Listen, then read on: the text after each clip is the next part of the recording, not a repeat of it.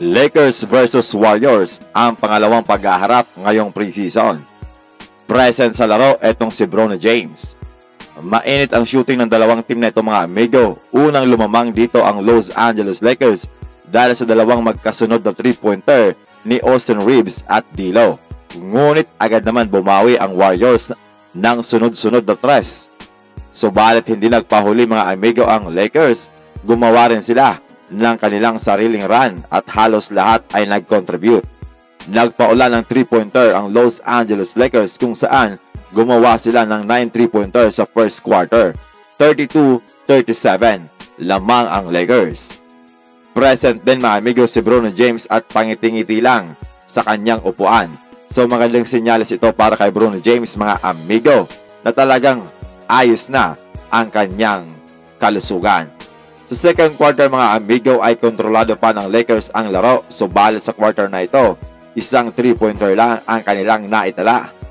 AD nahilo pa mga amigo ng ma-foul ni Jackson Davis na talagang inararo, kaya naman maagang pinalabas.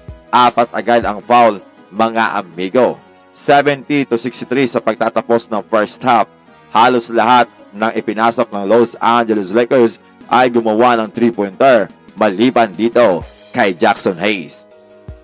Sa third quarter mga amigo, nagkaroon ng 10-3 run ang Warriors at natawagan pa ng technical foul si Anthony Davis dahil nagreklamo siya sa referee na hindi daw tinawagan ng foul etong si Andrew Wiggins.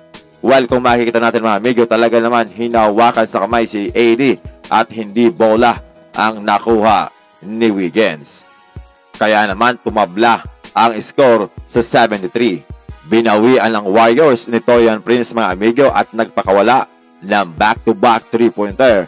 Kaya naman agad na naman lumamang ang Los Angeles Lakers. Kaso bago matapos ang quarter ay nagkaroon ng 11-0 run ang Warriors at nakalamang pa pangsamantala. Bumawi naman si Christian Wood at naitabla sa 100 ang score. Comedy pa itong si Darvin Ham dahil tumawag pa ng timeout na may 0.1.2 seconds ang natitira sa oras. So fourth and final quarter mga amigo, nag-init itong si Demoy Hodge at nag-showtime pa si Alex Fudge mga amigo mula sa pasa ni Lewis. Ngunit sila na dito ang humahabol sa Warriors. Ang panghuling 3-pointer pa ni Jalen Hood-Schifino ay hindi na kinounted mga amigo dahil inabutan ng oras. Final score, 125-129. Panalo ang Warriors.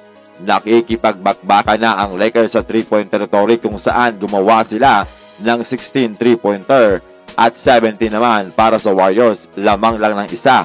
Subalit mas efficient ang Lakers mga amigo, shooting 44.4%. Samantalang 41.1% naman sa Warriors.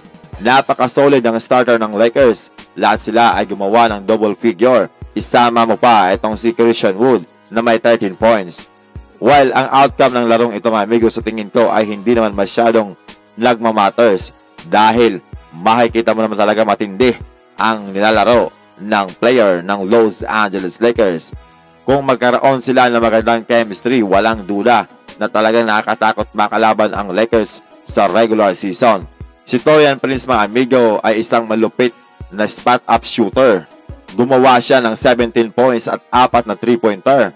Mukhang magkakaroon ng breakout season naman itong si Jonathan Kuminga para sa Warriors. Siya ang leading scorer na may 26 points. Napaka-komportable ng kanyang mga tira kahit sa labas kung saan naipasok niya ang 3 sa kanyang 6 na try.